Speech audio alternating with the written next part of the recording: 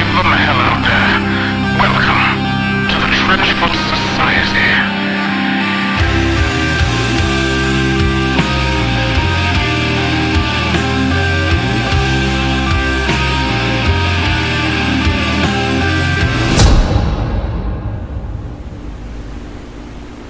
This is the TrenchFoot Society podcast, broadcasting from the line. Signal is weak, but holding. All units, welcome back to the new year. The war rolls on. Same mud, same iron. New stories to tell. If you're hearing this, Storytime has begun. Tonight's transmission brings a special report from the front. Duke from Feel No Paint is with us, and we're digging into the lore of New Antioch. So lock in and keep your heads down. Hello everyone, so as the guys said, I am Duke and my channel is Feel No Paint, and some of you might know me from the Feel No Paint podcast. I've interviewed Thomas Pirinin and Scanner Barkley a couple of times. Taylor from CreatureCast has been on to talk about the Great Hunger and things, and some of you might have just heard my voice just being really annoying on the reels. And I'm here today to talk about New Antioch with the guys, so hopefully you'll all enjoy this, and we'll get started.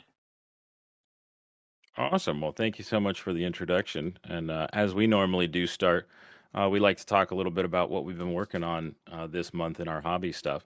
So, have you had any interesting things going on with your hobby and painting, making anything fun?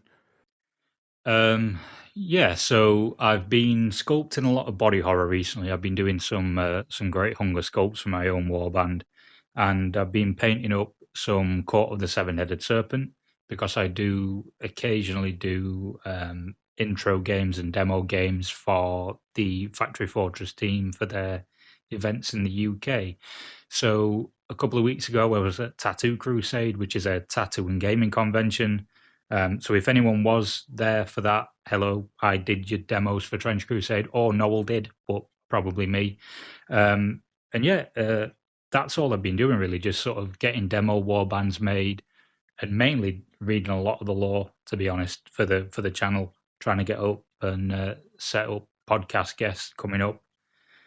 And yeah, not really very much other than that. What about yourselves? Awesome. Yeah, definitely. Sounds like a lot of fun. I know I too have been doing a lot of work with the body horror and the Great Hunger stuff as the local Grail player. The Great Hunger stuff has been on my docket for a while, and as soon as I got the files, I started printing everything and started doing some kit bashing and messing around with it. Was super happy because I'm like, I know it's very thrall heavy, and then when I got the files and found they give you like 19 different thralls, so I had to print out all of them and start messing with all of those. Eventually, I'll actually get around to painting them. Not very great about getting the paint on plastic. I do a lot more of the printing and messing around making them. Yeah, I do like kit bashing, and kit bashing's been something that I've done for a lot of years. But I recently got into actually physically sculpting stuff with green stuff and milliput. And yeah, so my Great Maw did the rounds on Reddit a while ago, and it's the one with the teeth if you've seen it. A Oh, lot I of think I teeth. have seen that. I Yeah, didn't most realize that was you. yeah most likely you Yeah, saw that was it. a badass sculpt. Yeah, I'll send you an image of it over if you want to put it into the episode if you want, just while we're talking about it. But yeah, if anybody saw that on Reddit, that was me, and I go under the radar on Reddit under a different name. So anybody that Oh, does now they're gonna recognize go me, and find your hidden name. oh, I mean they'll easily find it because I always post my videos into the Reddit. But I go by Ciasteczka, which is the Polish for cookies. Don't ask, but yeah, that that's the name I'm under. Johnny, what about yourself? What about your hobby in this month? So I've been building a lot of terrain, working on a village town board that's been, ravaged by a war, which thankfully Mike's been happily steadily supplying me with a stream of ruined buildings to convert and paint up. Then I Nice. planned We just did the game yesterday, but I spent the past few weeks putting together like a fun one-off narrative Christmas game for my gaming group because I'm just like you. I'm an observer for Factory Fortress as well. Yeah. So we did that game yesterday, was it? Yeah, yesterday. And had a few people show up, Mike included. He was there and played his Great Hunger. And fun fact, he didn't lose a single model. Yeah, that's the first Trench Crusade game I think I've ever played where I did not have a single guy die. Mind you, it was because I basically ended up in the corner, just slowly crawling across the board to get to the action, but I didn't lose a single guy. The Great Hunger are a weird one for me because they can be really aggressive and they can play really fast if you tech them to be that way. But if you don't, yeah, like you say, if you go zombie horde, you're a really slow crawl towards people because the average grail thrall is moving 5. If you go with fly thralls, you're getting 6. But I mean, Yeah, that was we were also doing 500 ducat game because it was a free for all with multiple people. So I just was like, I'm going zombie horde, and I haven't played too many with Great Hunger, so I was using the Tumor Lord and just as many thralls as I could fit. So it was like a Tumor Lord and like 8 or 9 thralls, and without You the had Madagot like what? Hag. You had like what, like 10 models or something like that? 9 or Yeah, 10 it models, was I like think. 9 or 10 for a 500 ducat game, which was fun. But yeah, without the Madagot Hag giving them a plus to dash, I was very slow to get anywhere. And I think I managed to take out one other model, or no, 2 other models, because I took out one of the freaks from Krampus and his freaks, and then I took out one of the trench pilgrims by just overwhelming them. They happened to get hung up by one thrall, and then 4 others came over next to it, so it was over quickly then. oh, So fair. then other than that, I did finish a Brutalist cross. Um, I wanted to add to the board, add it to I made one at the beginning of the year for the main trench board that we have. Hmm.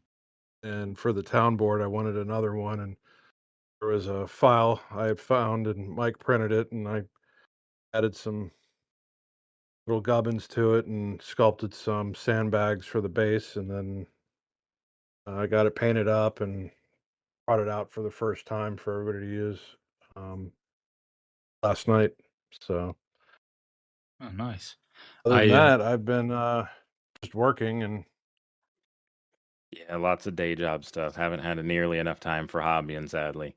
Neither have I. Neither have I. And I got, speaking of terrain, I was working with 1490 Doom Viewer Games a while ago, doing some lore videos for them, and they sent me the Doom Castle, which is oh, Oh, it's nice. huge. big enough to fill a 2 foot by 2 foot board. And I've actually got about 60% of a Doom board, of a Doom Castle build on a video, and I just need to finish off the rest of it because I'm at the stage now where I've got the main mound and the main hill that'll be like the sort of Mott and Bailey sort of style of castle. So I've got the Mott in the Right. middle and the castle built on top of it. Now I just need to put all the sealant and all the gravel and stuff and the mud and things that are going to be around, and then paint the whole thing. So I'm really close to having that finished, but it's going to take me a while yet. Yeah, I've been interested in 1490 Doom, but haven't had anybody interested in playing it. Or I think Mike actually might be interested I in was it, gonna say, but if it's another game that I can buy more plastic crack minis for, I'll play it. 100%. Well, you It only took need you 3. all of 5 seconds to get me into Necromunda. Said, hey, have you heard of Necromunda? Be like, no, but I want to play. Necromunda is my jam because, like, just like you were saying, like with converting and everything, like my entire gangs are converted for Necromunda. Fair. Heck, Krampus was on a Necromunda base. It was because I just reused him. I ran a Necromunda Krampus thing last year, but prior to getting into Trench Crusade, and just with work, I just didn't have time to paint up the second one that I have for like put him on a trench base basically. But awesome. This is always good stuff here. So I know you've been doing a little bit of research and wanted to tell us some little story time about New Antioch. Isn't that right? Yeah, so that's why I'm here today. We're going to go through most of the lore for New Antioch. There are some stuff that I'm going to miss out. Inevitably, I'm going to miss out on that. But we'll cover most of the history of New Antioch, how it became New Antioch, why it's called New Antioch and not just Antioch, and also bring us right from the ultimate heresy right up to the present day. So we'll jump straight in with that. And in 1099, as a lot of people know, the ultimate heresy happens, and that destroys Jerusalem, opening the Hell Gate. And about a third of humanity fall to Hell's influence during that time. So that's where you start getting the nascent heretic legions. In 1101, the Year of Three Battles happens, and that is where we get the Court of the Seven-Headed Serpent, backed up by the heretic legions conquering most of the Levant. But ancient Antioch is the thing that sort of stops their advance into Europe. So one of the other names for Antioch is the sword and shield of Europa, and ancient Antioch is fortified and becomes a focal point for resistance in 1102. And then we fast forward a little bit, and we don't really hear much on the timeline about New Antioch until 1215 to 1306, where we get the wars of Triclavianism. And this is I think this is going to be a massive law point going forward because we keep getting bits trickled through for us from that. But the wars of Triclavianism, as far as I understand in the real world, is the sort of debate around how many of the spikes were used to crucify Jesus. Triclavianism claims there are 3. Some people claim there are 2. Some people claim there are as many as 4. But this argument in Trench Crusade causes a massive internal conflict with the church, and it's split by fierce internal fighting, and millions are killed in the aftermath.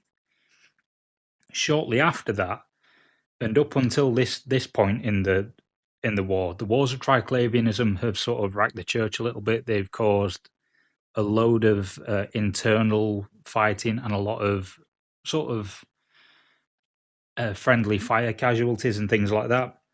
So the faithful are on the back foot, and they're sort of slowly losing the war at this point until 1312, where someone or something allows the creation of the first communicants. Now, we don't know whether this is the first appearance of the Metacrists or anything like that, but something happens and the communicants come onto the battlefront and they stabilize that entire war front. So I can't underestimate how important they are, because without the communicants, we probably wouldn't have a setting. Because the communicants are the paladins, they also heavily influence the Mendelist order, and we even wouldn't have heavy machine armor or heavy mechanized infantry without this happening. So it's a massive, massive law point for us. But they didn't mention the Metachrist before that point? So as far as we can see in the timeline and the lore, there's no mention of the Metacrists until around then. I think the wars of Triclavianism, they were probably around for that, because there are some splits in the church that happen really early on. And the Cavalcade of the 10th Plague is one of the factions that split off from the church, and they really don't like the Metacrists. They refuse their doctrines, which is why they don't have too good of an access line to communicants. So that's why Cavalcade. Go on. Aren't the Metachrist the clones? Yeah, so the Metachrists are the clones of the Militant Christ the Lion, which is the metal album cover name for Jesus in Trench Crusade. And again, we don't really know much about the Militant Christ the Lion, but we know there are at least 7 Metacrists. There could be a few more. I think there might be 12, but I can't really base that off anything. my whole idea was that they might be one per paladin. So you get one paladin from each Metachrist, and each Metachrist can make, as many communicants, but they can only make one thing as powerful as a paladin. And that would be a very biblical number to go with, the 12 disciples, anything like that. So it would make sense to have 12. Yeah, but we only at the moment know of 7, and we know a bit about what not each of the 7, but we know a few of the 7 and what they do. So the 7th Metachrist is the one that will bring back martyr penitent pilgrims, for example, when they die. And then you'll get the 3rd Metachrist, which is the one that the stigmatic nuns they revere that. They'll pray to the 3rd Metachrist, and that helps them get the blessings and the manifestations of stigmata. And then the 2nd Metachrist is really important to the communicants of the Red Brigade, because the communicants of the Red Brigade, if they take their communion from the 2nd Metachrist, it's basically, its law is, it's really it's depressed pretty much. The 2nd Metachrist is not having a good time, and when you get a communicant from that, it usually becomes a Crimson communicant, which will then go in the Red Brigade and carry the atonement bell. So we know of 3 of the 7 so far, possibly 3 of 12, but again, we don't know fully confirmed numbers. Now, are the Metachrists still alive? Yeah, so the Metachrists are what the communicants get communion from. So there's a lore snippet that I haven't included in this, but it's where a communion is happening. So there's an aspirant communicant, or someone who's going to be a communicant is going to do his communion, and the Mendelist monk is translating what the Metachrist is saying to this person, and it rips off a piece of its flesh, gives it to him, and the Mendelist monk says, "Oh, this is my flesh, eat ye all of it." And then it also gives him blood and says, "Drink all of it," sort of thing. And that's part of the communion process that creates communicants. So they have to ingest the flesh and blood of a Metachrist, and that is, as far as I understand from that lore snippet and a couple of other things in the lore books, is how they do it. Is they go to a living Metachrist and they eat directly from that Metachrist. I was going to say that's so much more brutal. It's the standard actual communion of eat the body and blood, where it's literally just go up to him and he just rips some skin off and go, "Here you go, eat this." Yeah, and the thing with the Metachrist is they all seem to give a different power to the communicant that they are giving communion to. So I think the 5th one is the one that's responsible for the communicant anti-tank hunters. So it makes them physically strong. It makes them have the regenerative powers that we see across all communicants, but it also gives them, I think, a bit more keen eyesight and things like that, as far as I can remember. Whereas, like I said, the 2nd Metachrist is able to use sort of like guilt and atonement powers. The 3rd is much more regenerative, because that's the stigmatic nuns one. And the 7th looks like it's to do with resurrection, so that brings back martyr penitence. So I think each one of them has, I think all the Metachrists have a baseline level of powers. So regeneration, increased strength, increased stamina, obviously a measure of immortality, a measure of divine power, but then they'll all probably have some sort of speciality around that. So one might be more able to resurrect people than another one, and some might be more geared towards stigmata or atonement. There's probably one that's really vengeful, I imagine, because vengeance isn't a thing that doesn't appear in the Bible at all. Exactly. So yeah, they all seem to have like general abilities and then a specialized ability that they then pass on to their communicants. But after the communicants enter the war and they stabilize that war front, and this is where the faithful fight back starts to really happen. The communicants are a turning point in the war.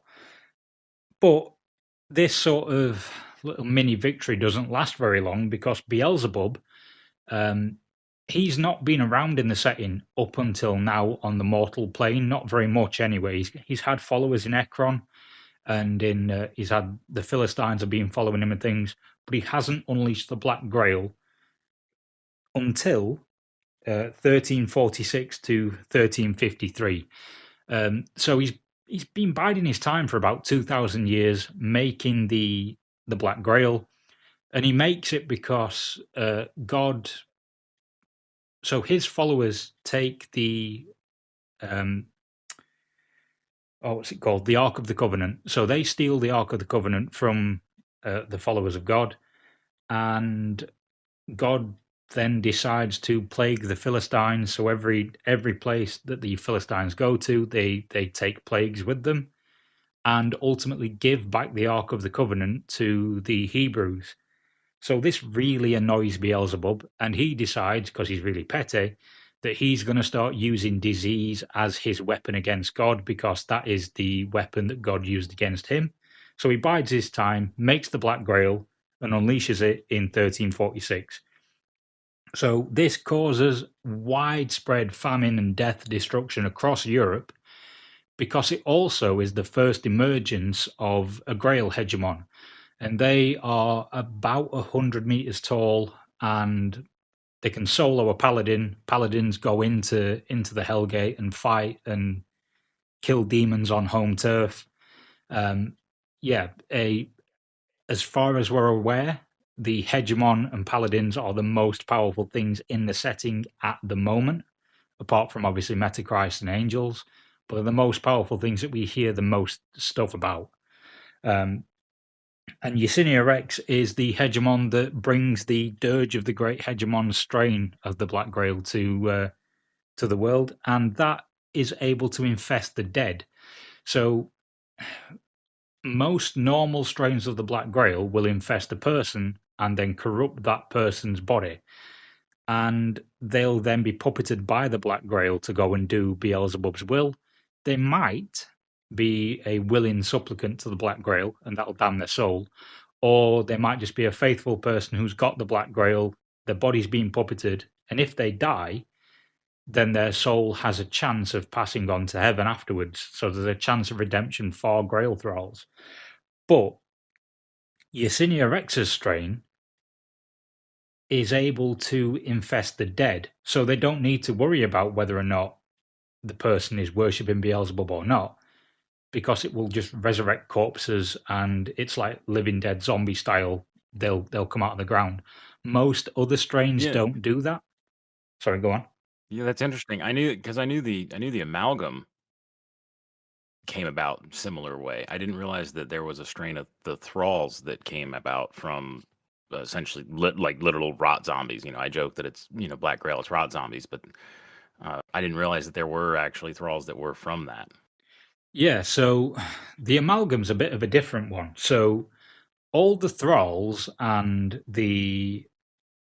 so all thralls will be a person that's been infected. Yersinias can infect the dead and bring them back as thralls. If a person's infected and they get a load of eggs laid in them by a herald, they will become a herald themselves, and the herald, it grows around the person's body and traps them inside like a cocoon of the herald, flies around shooting people with infested bullets. But the amalgams, That's fucking metal. Yeah, the amalgams though are when everything is infested by the Black Grail, it starts to get rendered down into just slush and filth and just makes it putrid and rotten. But the amalgams are where a giant pool of all that rotten stuff is coagulated, and then it forms into an amalgam. So an amalgam could be 20 people all stuck together, but they've also got Yeah, like that's what I've always thought was so cool about the amalgam is it's literally an amalgamation of just so much death and gore, on the battlefield of just grossness, rot, death, and all that that's come together into this giant amalgamation of a creature. yeah, but that's also what a hegemon is. So when the Black Grail is spread far enough, then all the heralds, all the Grail thralls, all the amalgams will start going to a specific place. The Lords of Tumors and Plague Knights not so much because they're more valuable to Beelzebub. There is nobility, but all the thralls, all the heralds, all the bestial lower creatures of the Black Grail will go to a centralized location and off themselves, and they'll become a giant mandala on the floor. When that all coalesces into a centralized point, you'll get the sort of sky raining, blood raining boils. It's literally described as an abscess on the earth, and like the sky's bruised and storming, and then a hegemon will arise out of that, and it'll be crowned by the winged children of Beelzebub, which would be the cherubium of the Black Grail, which are kind of like a Black Grail infested angel. But we're not here to talk about the Black Grail. We're here to talk about New Antioch. So let's move on to the. I know you got me going. I'm like, I like this. This is where I want to go. But yeah, Yeah, but if we talk about all the factions, we can't do another episode because we'll have covered them all. I know we gotta save it for all the episodes. So we'll maybe come back if people like this one and they want us to do a Black Grail episode. More than happy to. Just let us know in the comments. But let's stick with New Antioch for this one. So 1429. So since the Black Grail's arrived, Yersinia Rex has come up. Europe is in ruins. It's the Black Grail's just gone everywhere, and it's pretty much it's getting to the point where it's probably going to bring all of Europe to its knees. Until Joan of Arc, the living Saint Joan of Arc, leads the combined armies of the faithful nations, including the French and the British, to go and directly assault Yersinia Rex, and they manage to kill Yersinia and end the Corpse Wars. This does end up causing Avignon to get captured and indirectly causes the missionaries of the Black Grail to get a base, but again, we'll cover that in a different video. So with the Corpse Wars gone, again, we don't hear very much about New Antioch for a while. We can just assume that it's probably being assaulted or something's happening around it, but the story sort of diverts from New Antioch until 1545. And so ancient Antioch has survived for about 500 years through all this stuff, through all the Corpse Wars, through the wars of Triclavianism, through, a fairly large amount of small incursions to it, and also a couple of larger invasions of Antioch. And it survived all that sort of thing for 500 years. And then it just gets blown up, and we're not sure how. So that's what happens to Antioch. Ancient Antioch just is destroyed by an unknown infernal weapon.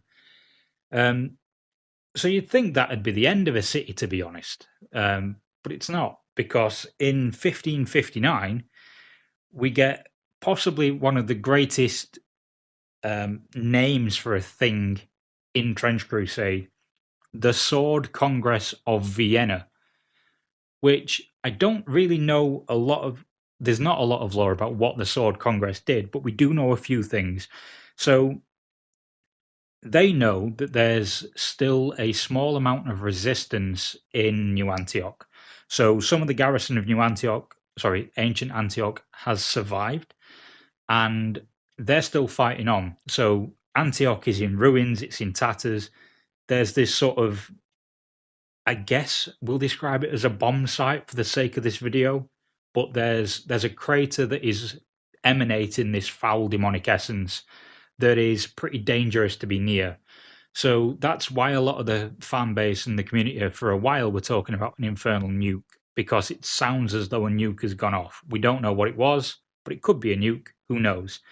If they did have nukes in 1559, I think I'd be a bit more worried about the setting as a whole. But either way, sorry, go on. No, I was agreeing with you. Like, yeah, it sounded like from the description, it sounds like a nuclear weapon went off, but in what, in the 1500s? Yeah, so it'd be 1545 was when Antioch was destroyed, but then the Sword Congress come in and go, right, so Antioch is far too vital a city to let fall. We've still got resistance. We've still got some people that are there holding out. They're managing to hold out, but they're in dire need.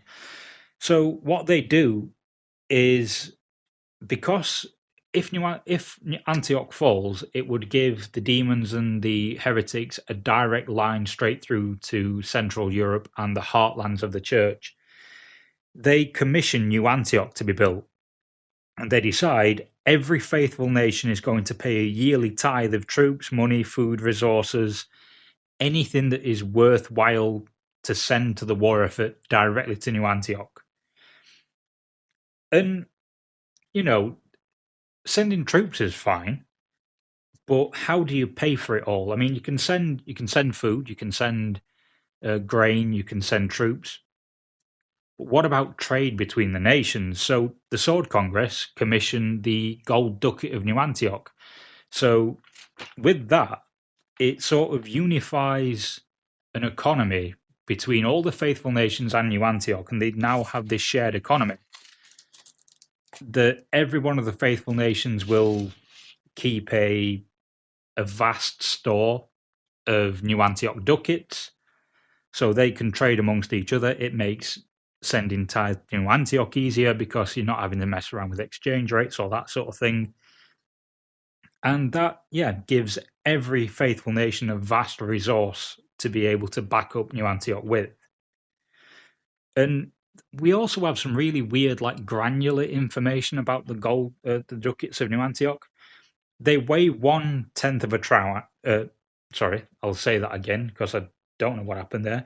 They weigh 1/10 of a troy ounce and have the profile of the current Duke or Duchess of New Antioch on one side. The other side is the motto of the nation that printed them. So if you've got an English New Antioch ducat that has the Crown of England's motto on it, a French one has the French one, etc., etc. And they also decide that at the epicenter of that blast, or whatever destroyed Antioch, the foul demonic essence that is pretty dangerous to be near, that needs covering up. So they put a giant not concrete, but a giant stone dome over it. And which, if you know anything about Chernobyl, it's pretty much the Chernobyl sarcophagus that went over the reactors there. They kind of build something very similar to that to go over that crater and protect Antioch from this demonic essence is. In the exclusion zone. Yeah, so they give it a bit of an exclusion zone. They cover it up, but we'll get back to what's in New Antioch later on. But for now, all we'll talk about is the walls of New Antioch that are built a couple of years after the Sword Congress of Vienna commission it. They act really fast to get New Antioch back on its feet because it's a vital piece of land and it's a vital location in the war effort. And it has 77 towers and hundreds of anchorites in its walls. So I don't know whether they're sort of embedded in the walls directly and it's just sort of the anchorite body and arms, or if it's anchorites sort of between walls, but they're described as embedded in the walls. Read into that what you will, I guess. But they also get the artillery guns of New Antioch. And we know from a couple of pieces of lore that some of these artillery pieces are hundreds of years old, which would put them being constructed around this time, which sort of shows the technological jumps and technological leaps in Trench Crusade, because the artillery guns are about 300 feet in length. And if you know anything about the Schwer Gustav that was in our own sort of world history, I think the Schwer Gustav, even though it was on 2 trains to move it, was only about 150 feet or so. So these are double the Didn't they? size of the Schwer Gustav. Didn't the U.S. and Canada do a joint thing? I forget the name of the damn gun, but they built a gun to basically shoot a satellite dart into outer space. Possibly, not entirely sure, but Yeah, well, Yeah, I know from but what you're talking about the Gustav gun is, yeah, that's what I always thought was crazy, because like I always remember seeing the French Crusade artwork where it shows the big cannons in the background, and it I always kind of thought it was just like stylistic that they were, larger than life. But yeah, if they're talking that size, they would have been easily double the size of the Gustav gun, which was monstrously large, and like it was pretty much as big as we could make at the time. so that piece of art you're talking about, where you can see that artillery gun in the background, that specific one has been disabled, but it still fires. So they've now built a massive defensive network around it. So the pillbox and stuff you can see around that, and the defensive networks, that's not the walls of New Antioch. That's just a gun that was sort of, I think its tracks have been destroyed or something, but whatever's happened to it's been immobilized, and they've decided, yep, cool, we'll just build a load of defenses around it because we can't let this 300 feet Yeah, because gun so sort of. many, so much resources would have gone into that. They're like, this is just a base now. Exactly, but it's not the that's biggest gun in the setting. that's what it is. I just looked it up. It's the gun that they did for Project Harp, Hmm. and it shot like a an instrument, and that was in the shape of a dart. It shot it into like the ionosphere, I think. Yeah, but it's still I don't even think that would have been as big as what these are meant to be. No, be Um, nowhere near 300 feet. The Schwer Gustav was the biggest gun in our own history, and these are double that. But like I said, it's not the smallest gun in the setting. Sorry, it's not the largest gun in the setting. Um, because the largest gun in the setting belongs to the Heretic Legions, and it's called the Mouth of Hell. It's 666 feet long, because they had to get the number in there somewhere, Of and course. the caliber of it is 1,666 millimeters. So, wow. what, about a The meter or so? shells on that thing, well, it's a meter, over a meter and a half. Yeah. So I mean, that's, the shells would be like 12 ton. yeah, probably. So what they could do, because I know that the Gustav fired through some pretty heavy bunkers, and it penetrated quite deep into the earth. Imagine what the Mouth of Hell can do with a caliber that large. It probably just does wipe out some cities off the map. So it kind of makes me wonder, did that destroy Antioch? But they didn't know it at the time. It just placed a perfect shot into something they were doing, like maybe an ammunition store or something like that, and just wrecked it. But then why hasn't it fired since, all that sort of thing? So who knows? I mean, it would be Yeah, because similar to the Gustav gun in the fact that, like, as interesting as it was, one of the reasons that it was so very ineffective was that, to turn it around and aim it somewhere else, they had to build train tracks to aim it at something. And if you got a gun that freaking big, I don't even think you could move it on. Like, it would have to be just a stationary thing. or it was mounted on a ship. Hmm. See, I Even then, I mean, it would be huge. I reckon they make Well, yeah, Wretched pull but it. Just have like 1,000 wretched to just Yeah, just loads pull of it to wretched. slowly have it have it pivot on one point and just have a bunch of them yank the thing around. Yeah, because it's the heretics. I mean, their I mean, patrons are all empowered by human suffering. So yeah, they've got the technology maybe to build a mechanism to move it around. But why not just make wretched pull it, and then you can use yeah, that suffering to empower your demon Well, I mean, lord. if they have the technology to make submarines and they rule the Navy, like they rule the waves, there's no reason why they couldn't yeah, have or some sort of. reason they couldn't do that too. Yeah, Well, but yeah, why even use machinery though? If you've, I mean, they feed on the pain and suffering anyway. So yeah, that would make a lot more sense. Is just have a whole boatload of wretched doing it to function. I didn't even think about that. the other thing as well is that the so have you heard about the sacrilege type tanks and the heretic mortars that they use?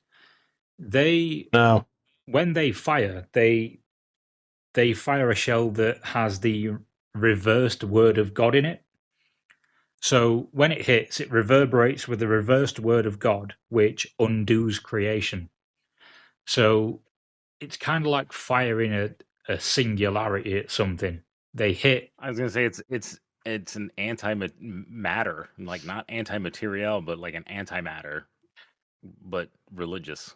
Yeah, it's kind of Yeah. like anti-existence. So they'll just wreck anything, but they need goetic magic to fire. So they need goetic power. But the heretics and mortals aren't allowed goetic magic. They're not divine enough to use it. So they have to beseech their demon lord, who may or may not give them power, to then store into a golden calf altar, to then then feed into the gun, to then fire the gun.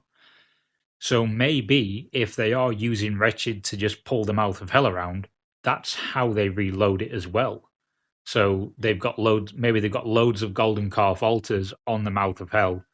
Once there's enough suffering around it, it's able to fire. But that will take, I don't know, 50 years, for example, to get all the suffering there to be able to fire it.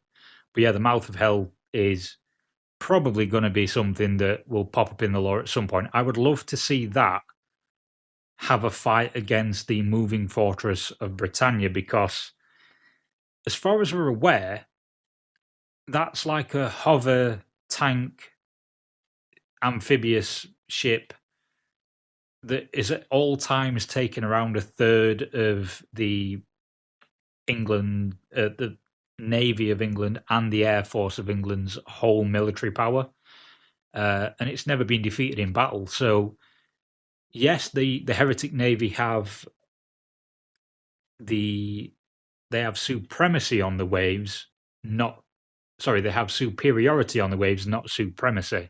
So, on a ship to ship level, you can fight a heretic navy ship unless they bring the behemoth class vessels, because if you've got a couple of behemoth class vessels, they are, I think, double the size of Noah's Ark, and they're made in the image of Noah's Ark just to piss God off, because why not?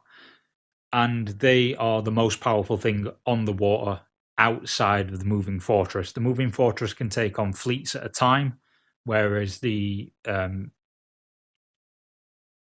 I've forgotten the name and I've just said it. The behemoth class ships would be able to take on like a couple of ships at once. So the faithful can, if they get a big enough navy, take on a heretic navy. It's just on an individual level, the heretic navy is more powerful. They don't have full supremacy, because that would mean that no matter the engagement, they would win, but they are superior to the faithful navies, if that makes sense. Yeah, it does. Going back to New Antioch again, because we've gone off topic, we again don't hear much in the lore until 1721, where we get the third siege of New Antioch. So the third siege is notable, and I think it's notable because of how bad it must have been, because there've been two sieges before this that we haven't heard about. So why is the third why is it actually noteworthy? Well, It's so bad that it takes Sultan Ibrahim to come out of the Iron Wall with a force of Tughlaq warriors from the east, which I believe are Indian. So that might be the first mention of India as a nation in Trench Crusade. So it brings the Sultanate, the Tughlaq warriors, and a relief fleet from the Papal States to come over and help break the siege. So it takes 3 combined armies plus the entirety of New Antioch with all its defenses and everything to be able to hold off this third siege. So I think that's probably one of the worst sieges that we'll have seen in the lore so far, but there is another one later on. And then we skip ahead a bit to 1899 when we get the Church Space Program. So I can tell you 2 things about the Church Space Program. The space program is in New Antioch, or at least there is a launch pad there, and there are trench pilgrims on the moon, but we don't know what they're doing. See, when you mentioned this part the other day, I honestly thought you were joking. Yeah, I thought you were just being sarcastic. No, there are trench pilgrims on the moon.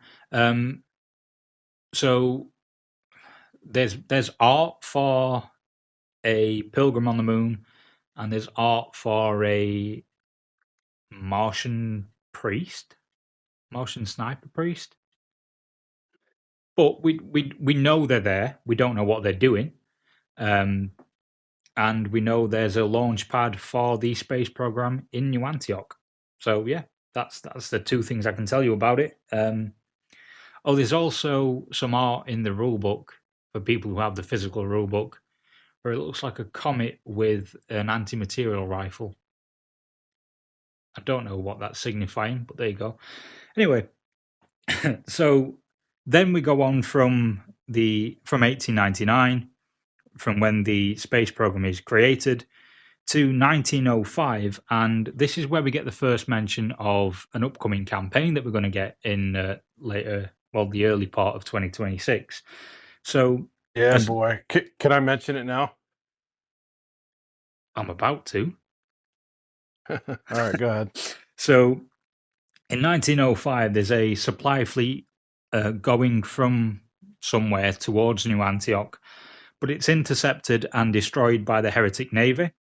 And the wreckage for this, all the supplies, everything washes up on the shores of the Levant, and that creates the Carcass Front. So the Carcass Front campaign, well, we'll be getting in 2026, will be the first narrative campaign of Trench Crusade, and it takes place where all this wreckage washed up on shore. So across the shorelines of the Levant, all this wreckage has flowed out there, and that's the Carcass Front.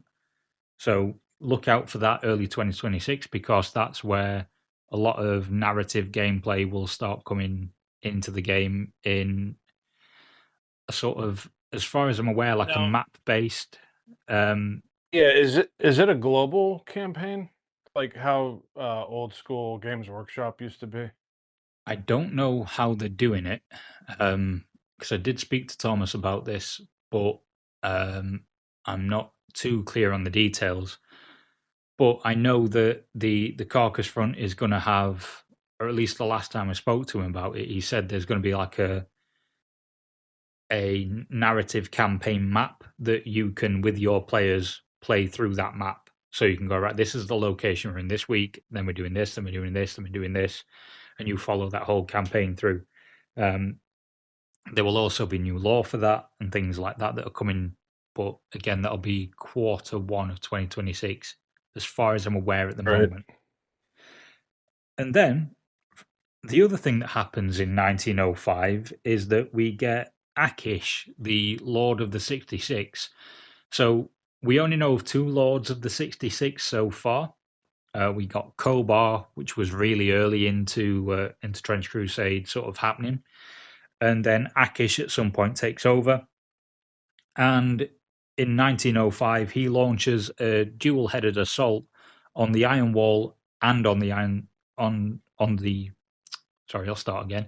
He launches an assault on the Iron Wall and New Antioch at once. So he splits up his force, and he's looking to divide the faithful and those who believe and conquer them both at the same time. And again, that is something that is only barely stopped by another relief force coming in to aid them. So in a way, if he had decided to focus all of his might onto New Antioch, he might have smashed through, and that might have sort of been the beginning of the end of the setting.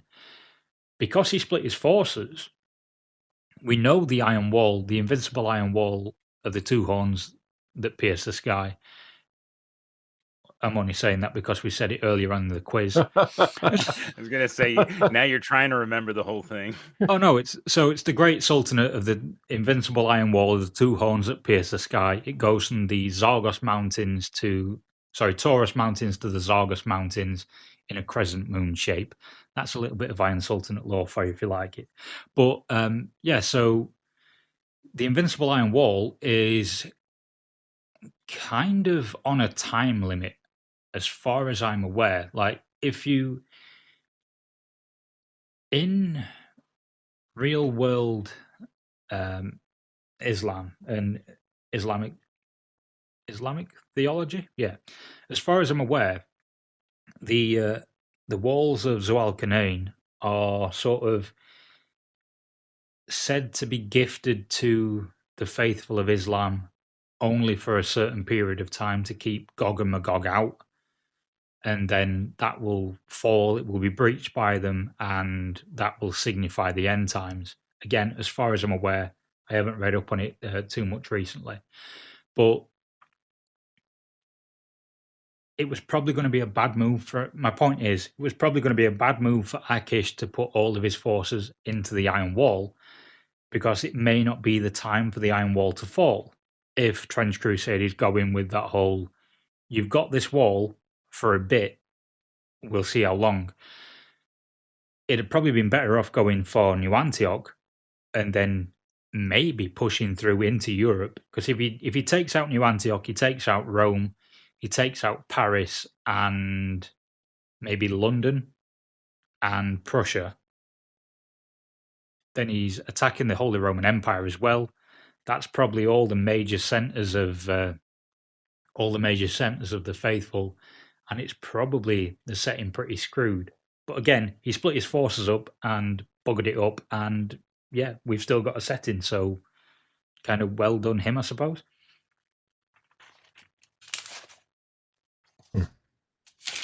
And bear with me a sec, because I have lost my page on my notes. So after that, we then come to the present day. In that siege in 1905, where that relief force comes in to save the Iron Wall and New Antioch, the then Duke of New Antioch is killed in battle, and we then get Duke Constantine, who is the current Duke, and I think he's like Constantine the 11th, maybe. He then takes the throne of New Antioch. So, at the time of the present day, New Antioch is one of the greatest fortified strongholds known to man. And it has a couple of really interesting things in it. The first one I want to talk about is the Great Hospice of New Antioch. So, nearly dropped all my notes then. So the Great Hospice is at the forefront of medicine, and it's staffed by those Sisters of St. Cosmas.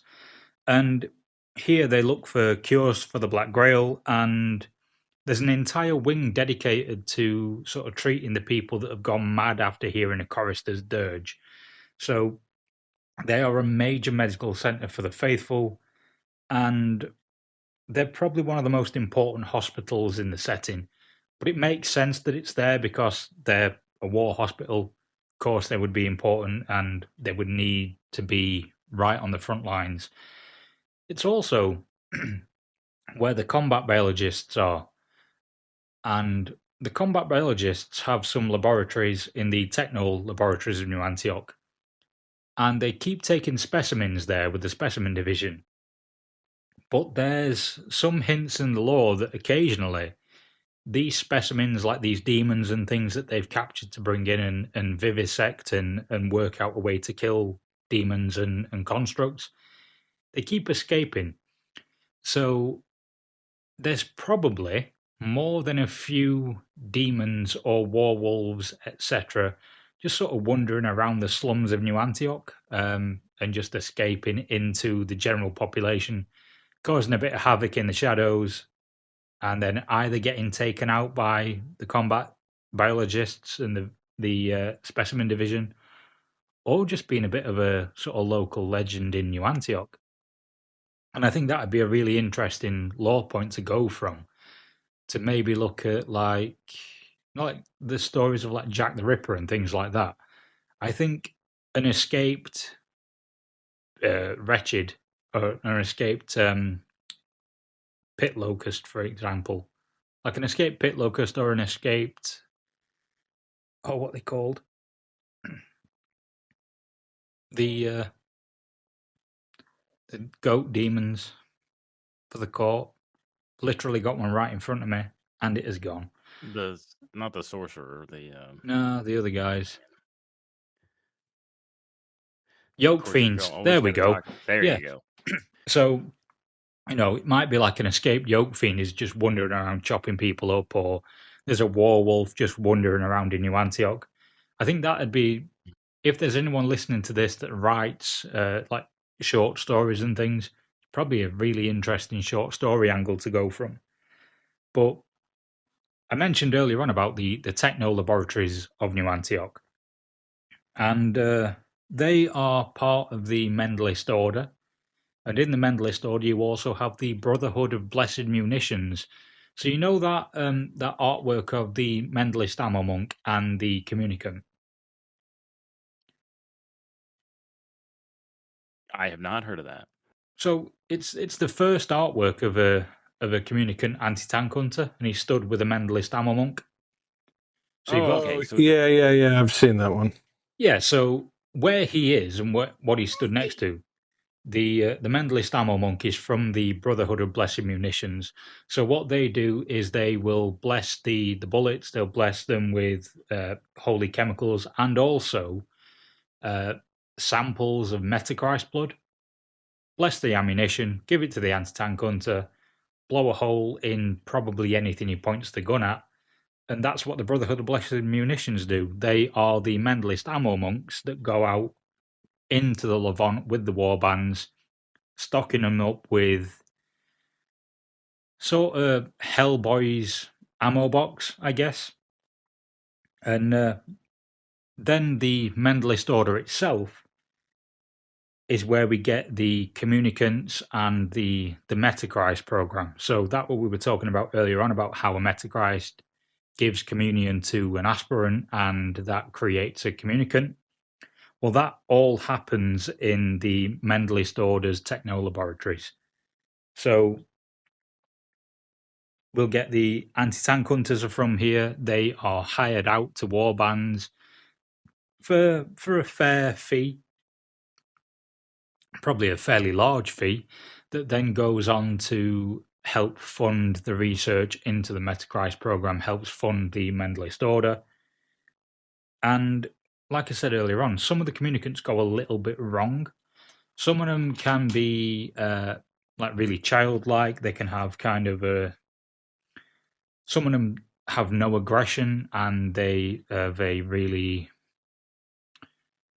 like childlike temperament. Like they're really gentle. Some of them just go completely silent and catatonic. Others go into this sort of really deep misery and sort of existential dread, but they can still be useful enough. So they're usually the ones that have come from the second Metachrist. They'll be given an atonement bell, and they will literally draw power from pain. So they'll be the communicants of the Red Brigade. They'll go out, and as they tank damage, they get more and more powerful.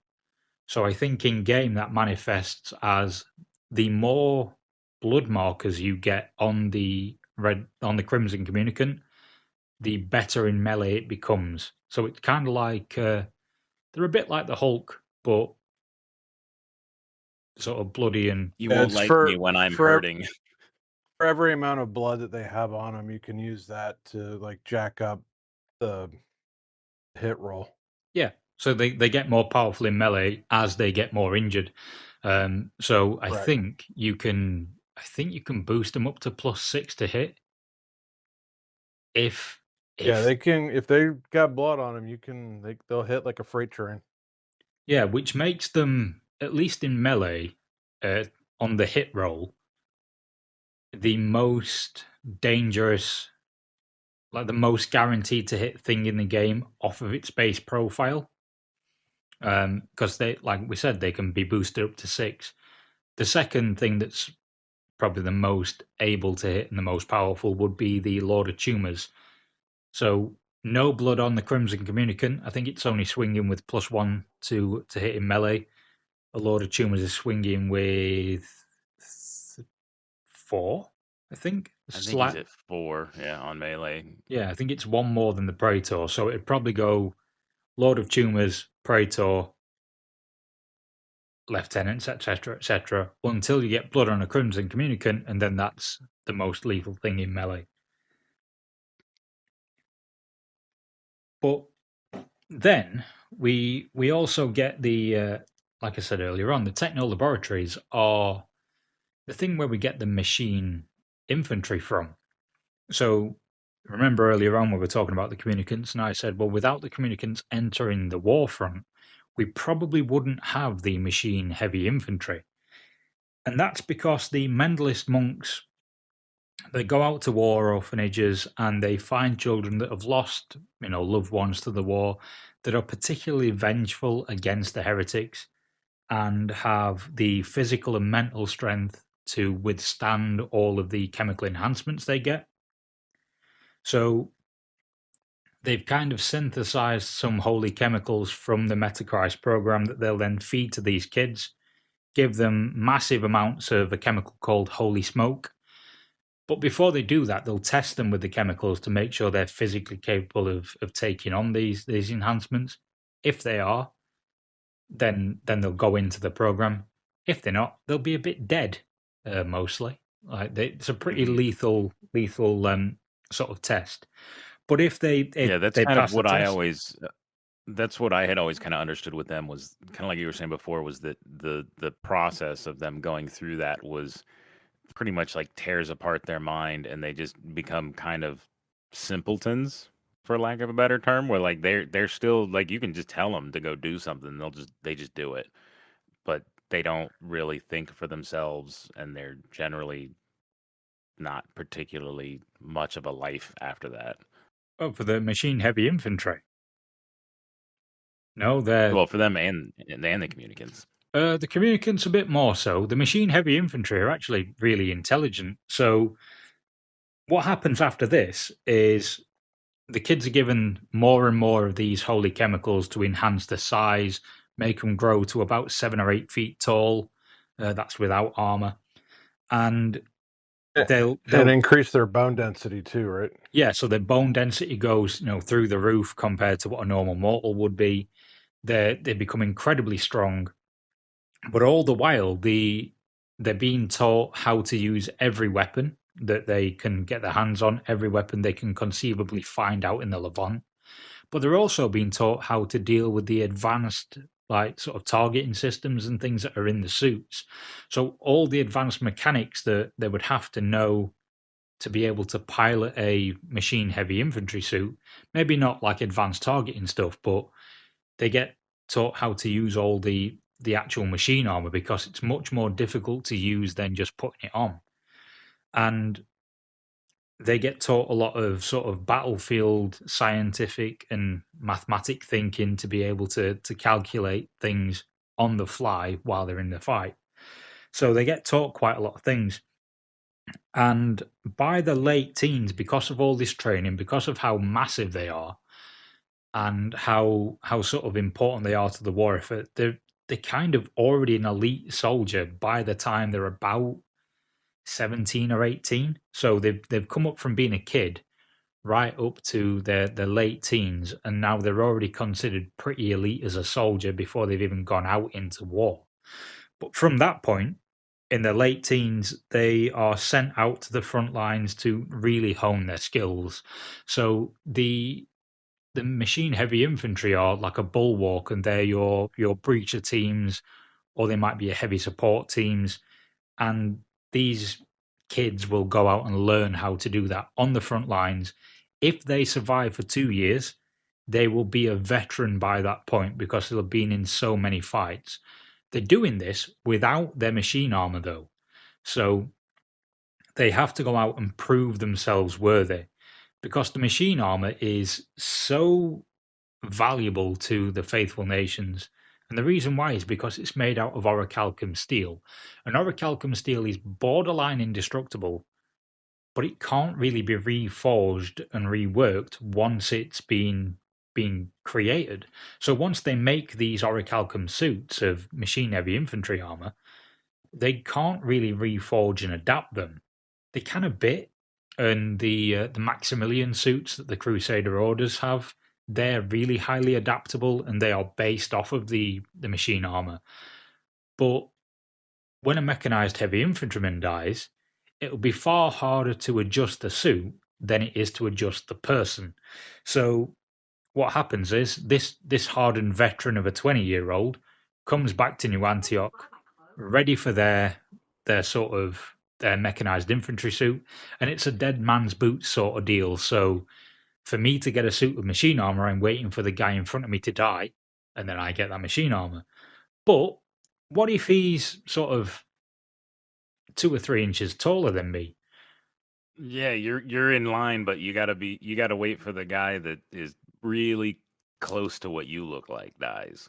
Oh no. So it's not the guy that's close to you in terms of size and everything like that. You're going to be made the same size as that suit. And they'll do that by Jesus. breaking the bones, resetting the bones, and lengthening them. They'll amputate things and get augmetics and bionics sent over from the House of Wisdom. So they'll get like mechanical hands and mechanical legs. They'll have bones elongated, stretched out. They'll be put on racks to make their back longer so that they can fit into the machine armor. So if you're on the shorter side for a machine heavy infantryman, and you're like borderline 7 foot, and the next suit up is a guy that's 8 feet, well, that was originally created for an 8 foot guy, maybe 200 years ago, and every successive wearer of that suit has been 8 foot. So, unfortunately, mate, you're growing a foot, and that's only going to take you a couple of weeks. So they'll Yeah, I was gonna say you're gonna be 8 foot soon. Yeah, so that's some brutal shit. Yeah, they'll put them through all these surgeries and all this brutal enhancement and adaptation. Like I say, if a limb's not going to grow that size, they'll just cut it off and give them a bionic. And they mainly come from the House of Wisdom because their artificers are much more able to make that sort of thing because they have lost and forgotten knowledge in the House of Wisdom. Whereas New Antioch are kind of like, okay, cool, well, we'll do most of the machinery and we'll do most of the genetic engineering, whereas the sort of esoteric arts are all handled by the House of Wisdom. So they'll get bionics sent across for this person to maybe have a leg that's a little bit longer so they can fit into this suit because they don't have the time to wait for a guy that's 7.5 feet to die so that this other guy can take his suit because that's a perfect fit. Nah, we'll just make him taller. And that's pretty much what they'll do. But moving on from that, though, we've gone through all the machine heavy infantrymen, but they're obviously not the be all and end all of how the New Antioch armed forces are, because the forces of New Antioch are one of the most vital in the war effort. And if you're coming from another nation, you can decide that you're going to give up all of your previous allegiances. So let's say, for example, you came from Era and you went, well, I don't want to be part of the Era army anymore. I want to be serving New Antioch. You might have come as tithe, so you might be there to serve New Antioch anyway, but you might not want to serve out your service as a tithed unit, you might want to serve the Duke of New Antioch directly, so you can swear fealty to him alone and forgo all your previous allegiances to become part of the New Antioch military. So what this means is, with all the tithes and all the people coming to New Antioch to fight on the war effort, New Antioch itself becomes a massive cultural melting pot where you can see all languages, all cultures, all on display, and all upon arriving. If you come to New Antioch and want to join up into the New Antioch's forces, you've got a number of roles you can go into. So we know the yeomen are the basic rank and file troops. Weirdly enough, they are better drilled than the Azebs in the Iron Sultanate. So the Azebs are the 1 in 20 households in the Iron Sultanate have to give up a soldier, or they have to help arm a soldier in the Iron Wall forces. But because of that, they usually get like heirloom weapons, and maybe their Jezzail's a long barrel Jezzail, or they might have a short barrel Jezzail, or they don't have Jezzails in their family. They're like pistol guys, etc., etc. It gets handed down. Whereas New Antioch, you get standard issue bolt action rifle, and you get drilled on how to use it. So they become slightly more skilled than the Azebs, and that's reflected in the tabletop as well, with the stat lines being different. New Antioch get, I think they're base zeros, whereas Azebs are -1 in melee, and I believe also at range. So it shows the difference in quality of the soldiers. But from there, you can also, if you have specialized local knowledge, or you're more of a scout and a pathfinder, and you're a yeoman, you can become a trench mole. So the trench moles are the ones that will go out into the Levant ahead of their warband and set up these forward positions to be able to capture objectives, or maybe gather intel on the enemy warband they're fighting against. And the trench moles kind of do that. Sometimes they might be people that have learned how to be a sapper and things like that, so they might literally dig under the earth. Other times they might be a guy that's from this area of the world and he's got really good local knowledge. He knows how to get around the terrain. Or someone who maybe is a hunter and things like that in their home country, so they've got pathfinding skills to be able to find forward positions. But yeomen can become trench moles and scout ahead to be able to capture objectives. The more elite soldiers that we'll get in the New Antioch forces are the shock troopers. So the shock troopers are the elite rapid attack soldiers that are trained to get in close and wreck enemy lines. And the Duke of New Antioch has a favourite nation for this, and he has the stormtroopers of Prussia. So they have the tank splitter swords, and they can get up close to things like those sacrilege tanks we were talking about earlier and cut their tracks with the tank splitter swords, charge through barbed wire, get things into enemy fortifications, blow up enemy fortifications, generally disrupt everything behind enemy lines. And that's what the stormtroopers and the shock troopers aim to do. So in game, that's reflected by them sort of ignoring the strong keyword on things like great weapons.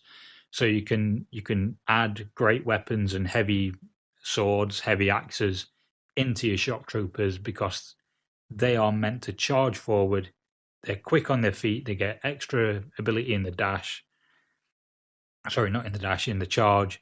And they're meant to get in close, run in, and chop things to pieces. But with a lot of rank and file, and you're basically a gung-ho shock troopers, you're probably going to get a few people injured. So you'll get combat medics that take a modified Hippocratic Oath. They'll go out into the Levant with all the warbands of New Antioch. And that modified Hippocratic Oath is two things. So they first off swear that they will always help a injured faithful, from no matter where they're from, whether they're from, that combat medic might be from Finland, and the injured person might be from Prussia. They're going to help them. They're faithful. They're all in the fight together. They will always help them, no matter the danger that will put the combat medic in. So if that means that combat medic's got to go and fight a werewolf to get an injured trench pilgrim off the ground, they're going to go and fight the werewolf. The other part of that modified Hippocratic Oath is that they will put down any heretic that they find injured in the Levant pretty much like a dog. So they'll just stab them to death and move on. And that's why they carry those modified Misericordias that are a bit more like a combat knife than a Misericordia. So they're running around and sort of picking up your team and just violently stabbing to death all the people they find on the ground that aren't part of your team. It makes a little bit more sense in the tabletop of why. Like, I always thought it was weird that the combat medic was a mercenary that is actually pretty decent at melee. But that makes sense that with their kind of modified Hippocratic Oath, that like you said, I got to go rescue that guy. It's just that werewolf's in the way, so I got to take care of that first. Exactly. Yeah. Yeah. So they're go on. They're a mercenary for everybody but New Antioch. They're actually part of the New Antioch roster. Yeah, so you can take them for trench pilgrims, but you can't take them for the Sultanate, and they're already baked into New Antioch lists. So I think they cost 55 ducats in a New Antioch list. In a pilgrims list, you're paying 3 glory, or it might be 2 glory. 2 glory for them, as far as I'm aware. But that bit of lore about them always helping the faithful, always trying to slay any heretic they come across, that is reflected in the rules. So you are right, Mike. They get a plus to using their medikit, but they also get a plus to injuring downed enemy models, and that's to reflect that Hippocratic Oath to end the lives of any heretic they find. But plus, it's a really cool model. Yeah, it is. It really is. It is one of my favorites. And there's some new artwork out in the physical book for them as well. Mike's finished off an older combat medic look that they kind of looked a bit more like a faithful death commando, and this one's a guy rather than the combat medic that we know of at the moment, which is obviously a woman. So yeah, there's a bit more of that, but the combat medics, the most useful, the most famous of them are the Sisters of St. Cosmas. And as we spoke about earlier on with the Great Hospice of New Antioch, they are some of the best medics in the faithful nations that come from the Sisterhood of St. Cosmas. But then we also get the lieutenants. So lieutenants could be promoted through merit, and usually are. But on occasion, you might get someone who, they're born from a noble house, they're a bit high up, they've got political connections or a bit of money, and they can buy an officer's commission. So nepotism sometimes gets someone to lead a warband. What that also does is puts them right in the firing line of, an artillery witch. So nepotism might not always be your best bet if you want an officer's commission. You might just want to go and earn it yourself, because you might get blown to pieces by paying your way to the front lines. So swings and roundabouts, really. But most of them are of noble birth, and quite a few of them carry heirloom weapons into war. And the second elites that you'll find leading the warband, so the lieutenants are obviously the most important ones, and they have to be taken as a leader for most New Antioch factions, apart from the Papal States. I believe they get 2 trench clerics rather than a lieutenant. The lieutenant is a secondary addition. So, no, you're led by a trench cleric, and you can take the lieutenant as a secondary. You can't have 2, that's Era. Era will get 2 trench clerics versus everybody else. Anyway, so moving on to the trench clerics, they're like your spiritual chaplains and your spiritual leaders of the warband.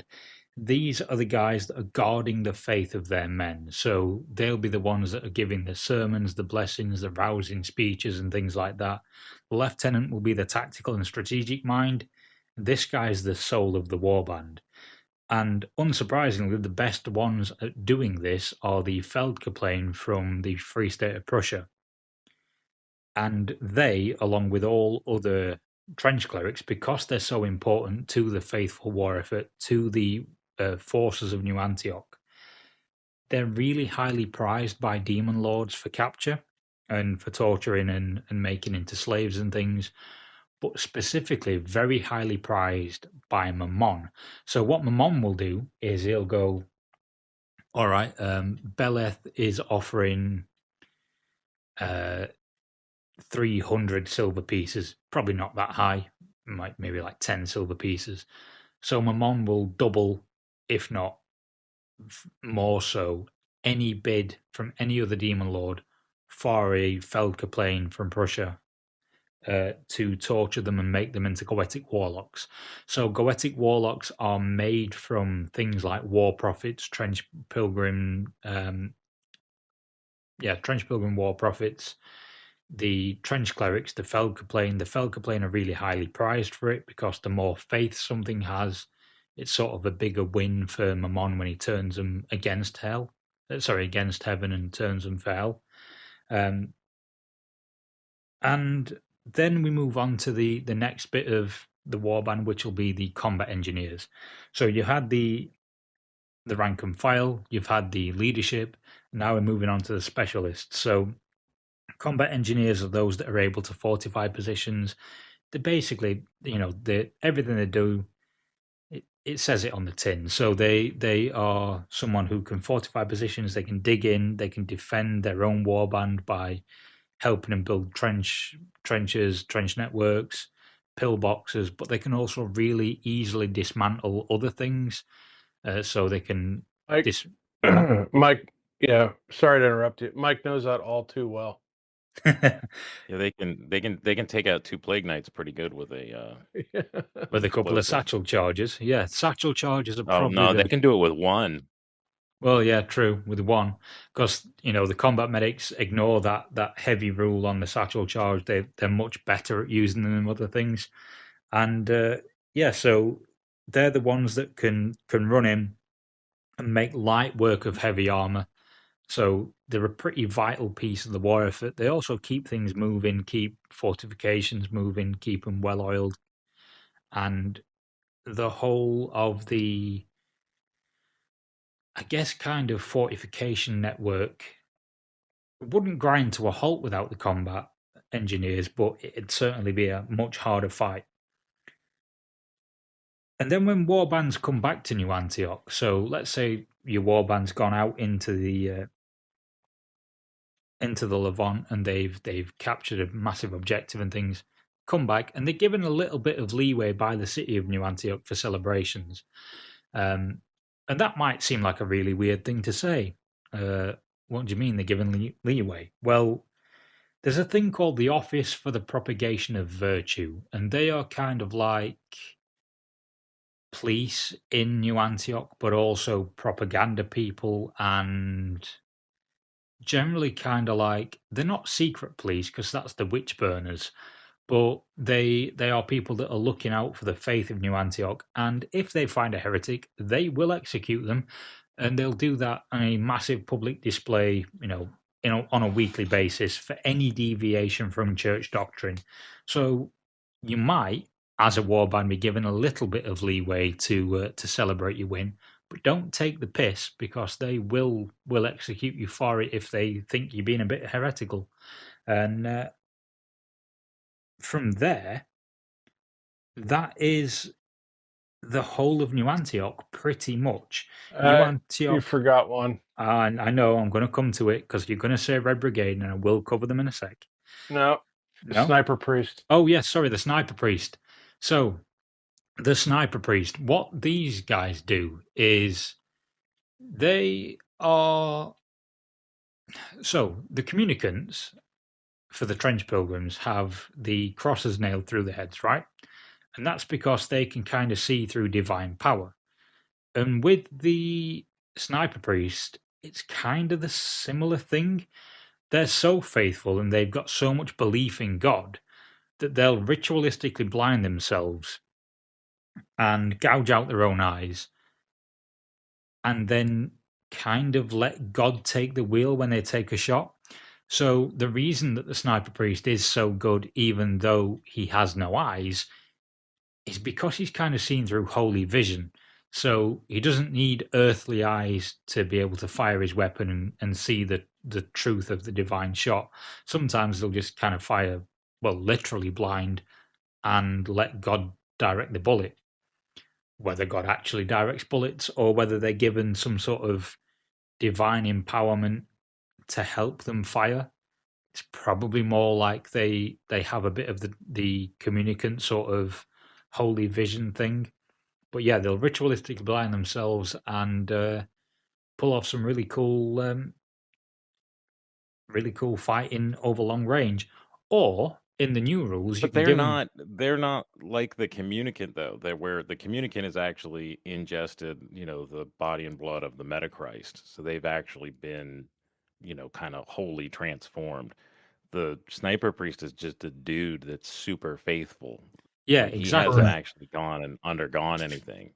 No, so it's kind of like weaponizing faith. So you see this in a couple of the factions. So the trench pilgrims obviously weaponize faith in quite a direct way, whereas it seems like New Antioch they get faithful buffs, they get buffs from being faithful, and they'll get help from the divine through sort of not their own suffering, but big displays of faith. So the sniper priest gouging out his own eyes will allow him a measure of kind of divine intervention, I guess. Like his faith is literally able to guide his bullets. They believe it's God guiding the bullets, as I said earlier. Whether or not it's actually the case and God is going, oh, cool, that bullet's going there. I mean, he's got a lot to do if that's what he's doing across all the warfront. He's guiding every bullet for every sniper priest. Probably not, but it's probably like weaponizing faith, like you'd see in some other settings, and also that you'd see across this setting with the trench pilgrims and things like that. So you are right; they haven't ingested anything; they haven't got a measure of divinity in that way, but their supreme faith in a thing allows them to kind of bend the rules a little bit, if that makes sense. That's what I was trying to get at a minute ago. Yeah. Yeah, well, I was gonna say because that's what's kind of cool. Because I always thought that they were almost like a mini communicant, where they had done something. I actually kind of like that a little bit more, especially considering how much I hate the sniper priest. That that is Oh, kind of cool temper, that temper. Hey, look, I'm just saying he's the second most bullshit unit after the werewolf.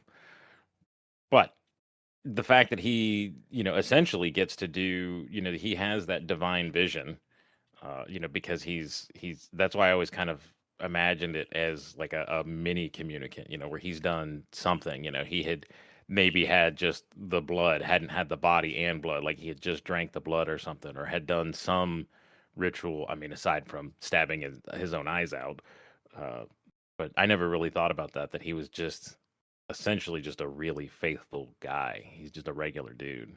Yeah, so the way I like to think about it, and it's a really weird reference. This, like, it's probably not going to land for some people, but you know the Daredevil movie a few years ago, and I can't remember who played him, but there's a scene where they're in the rain. Was it Ben Affleck?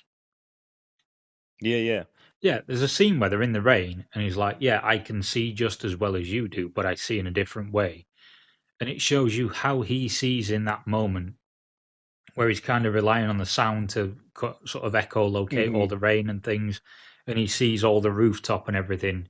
He is blind, but he sees in that moment through echolocation and things.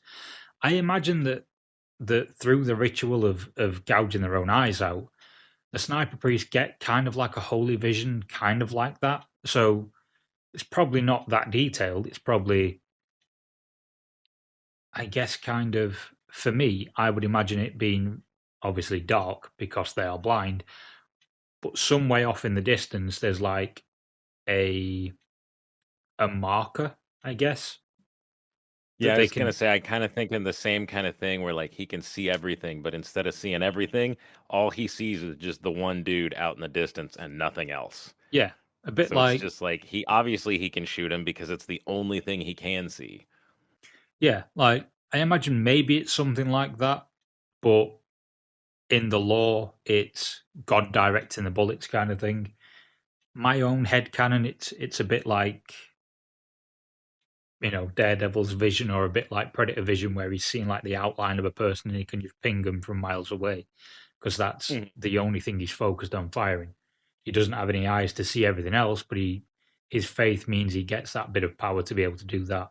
I don't know. Maybe I'm incorrect in that, but that's the way I like to think of it, at least. But yeah, as I was saying earlier on, New Antioch is regimented, it is fortified, and it is vital to the fight. Because if New Antioch falls, that could signal the ultimate victory for Hell. And that is New Antioch as a brief overview from its history to where it is in the current day now.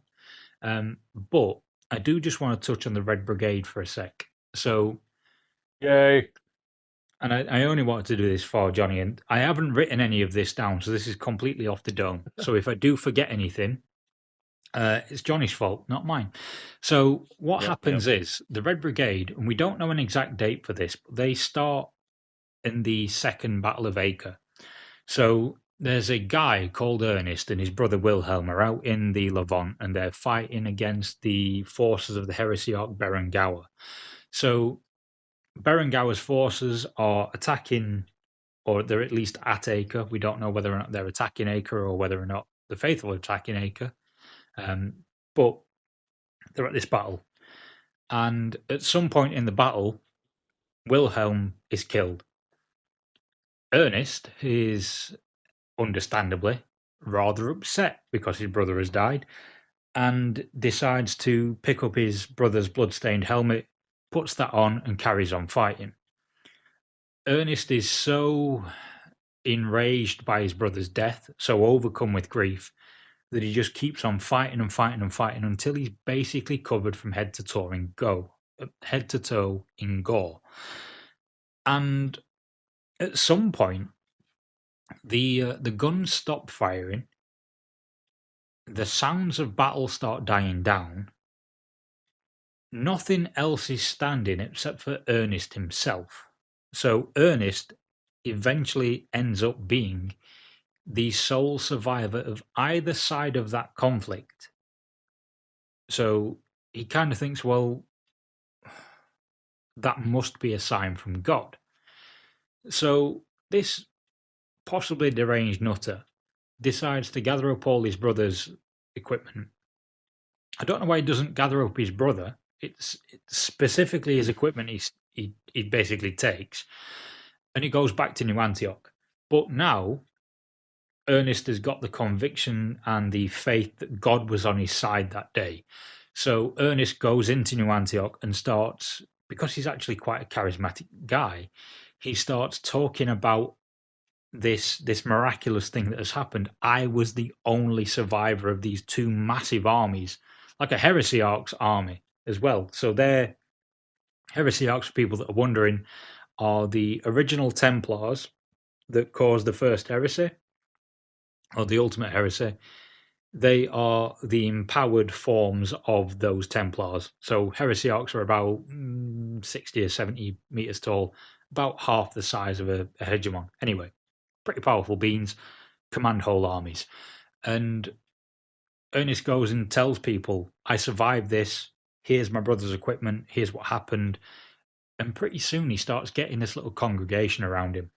And this congregation are also people that feel like they've got a connection to Ernest because of the loss that they've suffered.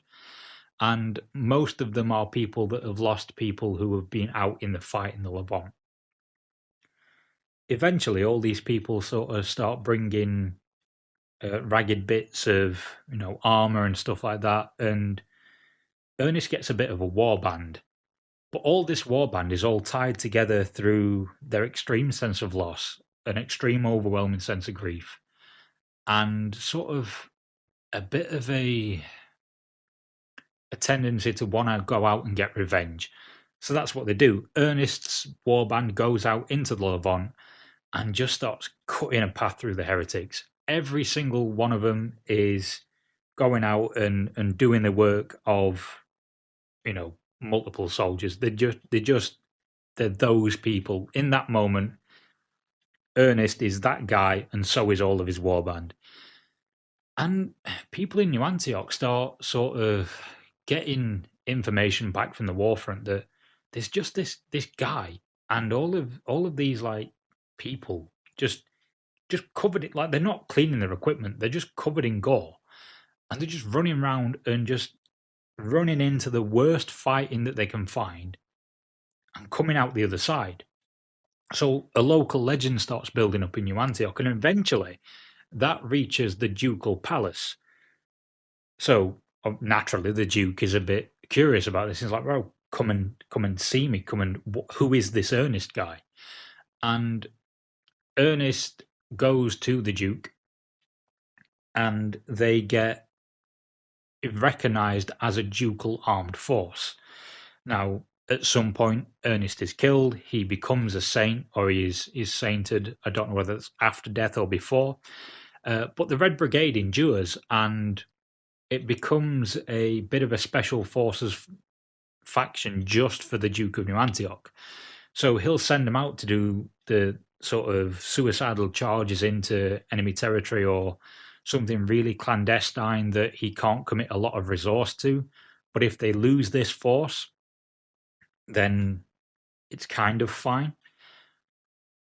Yeah, they're a bunch of crazies anyway. Exactly, yeah. But because they are under the direct command of the Duke and the Duke alone, he decides, well, they've done so much service for the ducal palace, they can be garrisoned within it. And what happens from there is, along with getting the Crimson Communicants, they also get access to the ducal war kennels. So that's all the war dogs of the ducal palace. So all of his warhounds, guard dogs, mercy hounds, which are the ones that carry the medkits, the ammo carrying dogs, any hunting dogs, etc., etc. They get access directly to them, and they get their pick of them. So it's not even like the Duke's going, no, you can't have these dogs, these are mine. It's, you have the best ones, I'll have what's left. And they get that legend built up so much. They're under the direct service of the Duke, they're part of the ducal armed forces, and naturally the Red Brigade is a bit of it gets sent in and it has high attrition rates. So sometimes a Red Brigade will come out on top and they'll be fine, and they'll have lost a few people, they'll gather up their equipment and they'll make their way back to New Antioch to regroup and recover. To join them, you have to bring a red tithe. So you have to have lost someone to the war, and you will bring a piece of their sort of blood-stained equipment to the quartermaster of the Red Brigade, and you'll be inducted into the Red Brigade from there. You'll then be able to train with them and, garrison with them in the palace, do all the things the Red Brigade do. But obviously, they're kind of like the suicidal bravery unit, so every now and again they'll go into an engagement that they're just not going to win.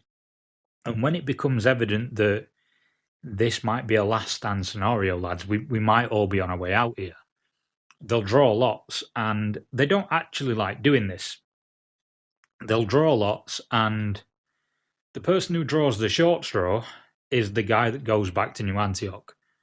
So he is going to live to fight another day, but they kind of don't want to. They want to have their like glorious end and things like that. They want to go out fighting and avenging the people that they've lost. But this person's drawn the short straw, so he'll gather up all, or she will gather up all the dog tags of all the other people in the Red Brigade and just hightail it back to New Antioch. When they get back to New Antioch, they will go and have a personal audience with the Duke or Duchess of New Antioch.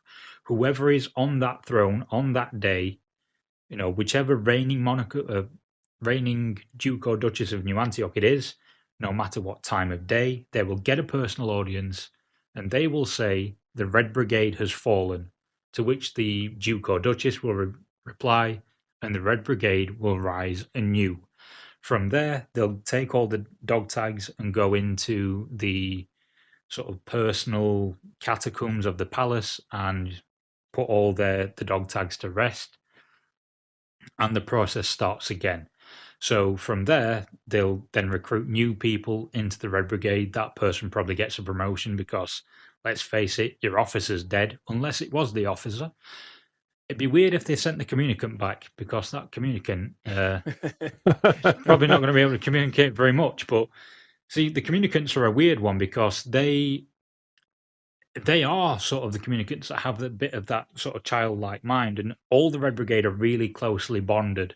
So you'll see that in terms of they'll bond with the warhounds they have, and they'll be able to form fire teams with some of them, and that's because they're trauma bonded together. Pretty much is what happens, and they have access to the kennels because it gives them companionship, because they're all incredibly lonely, even though they're in a group of people.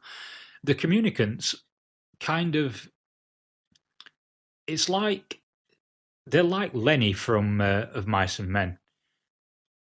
They see everyone as someone that they want to have as a friend, and when they kill a heretic, they'll kind of think, well, oh, he's stopped interacting with me. I'll just take him with me then.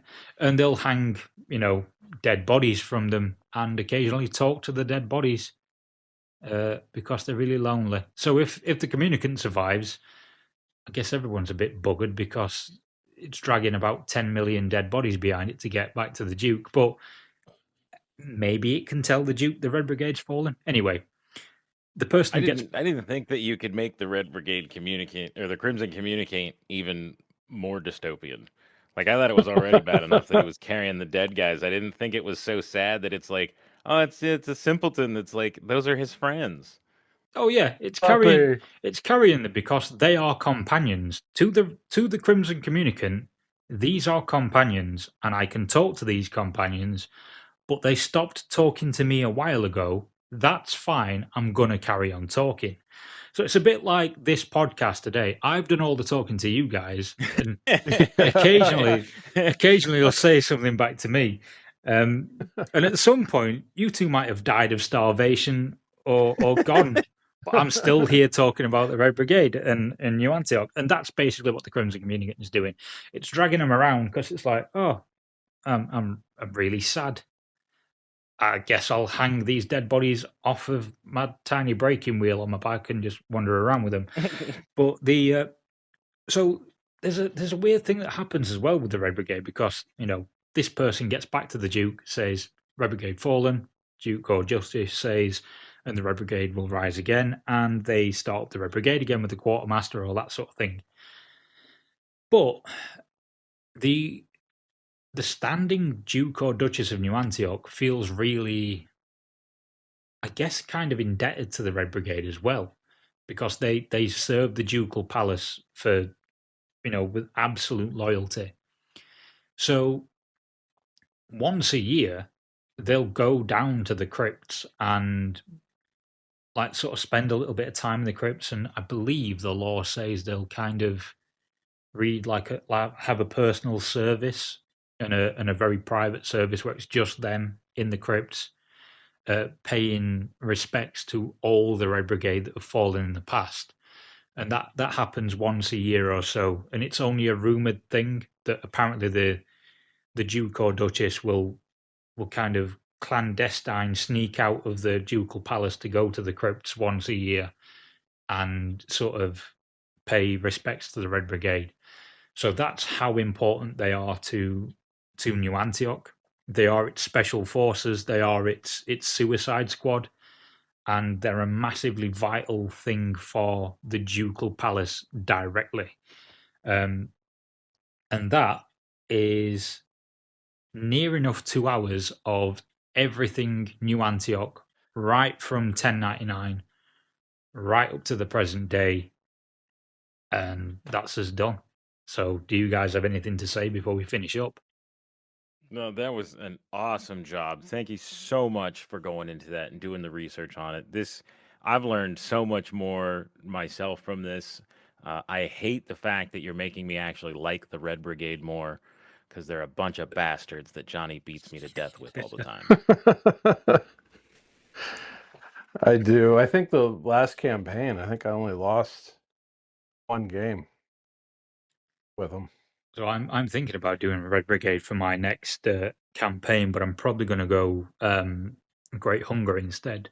Although, speaking about making you like Red Brigade more, you know the Mercy Hounds that the Red Brigade have. And again, all Yeah. of the Red Brigade things we've talked about are off the dome. None of this is scripted. The Mercy Hounds.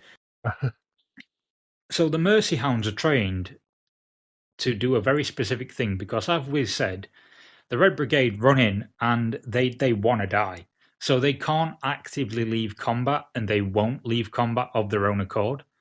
So a Mercy Hound, if someone's down, is trained to run in and literally drag them out of the fight against their will, to let them live another day. And I imagine sometimes that is how that sort of journey back to New Antioch happens, because if they can't draw lots, then the Red Brigade's fallen, and I guess the Duke just assumes they're dead and starts because them a again. dog, a solo dog came back. Well, like the communicant came back just dragging like 19 people and was like, "Oh, they've stopped talking to me. I'm really sad. Can I have a hug?" And he's like, "Oh, fuck. They sent you, right? Oh, now Sound." we got 20 people. Right? They've sent you back, right? Can we put this one down because it's upsetting me, and then we'll get some new Red Brigade. But yeah, the dogs will drag them out of the fight, and I imagine at least once or twice throughout the rich history of the Red Brigade, a dog has dragged someone out of the fight, and they've gone, "Oh, bugger on the last one, right? Sound. I'll have to walk back because they can't draw lots." Also, the atonement bell that the Crimson Communicants carry also makes people very, very sad. I don't know how. It's second Metacry sadness powers. It'll ring the bell, and it makes people very, very morose and sad around the communicant. So yeah, that's what they do. I don't understand how, because I can't imagine being sad if I got to watch a 9-foot tall simpleton bash someone with a gigantic bell. Well, actually, in game, the bell doesn't cause any damage if you hit with it.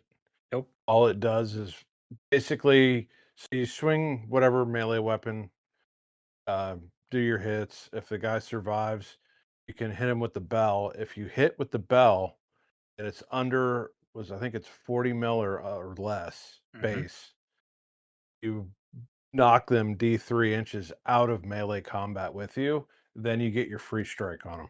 Yep. And that is because you've caused them existential dread with the bell, or you've made them cry. So they'll want to run away from Lenny the communicant trying to hug them really, really hard.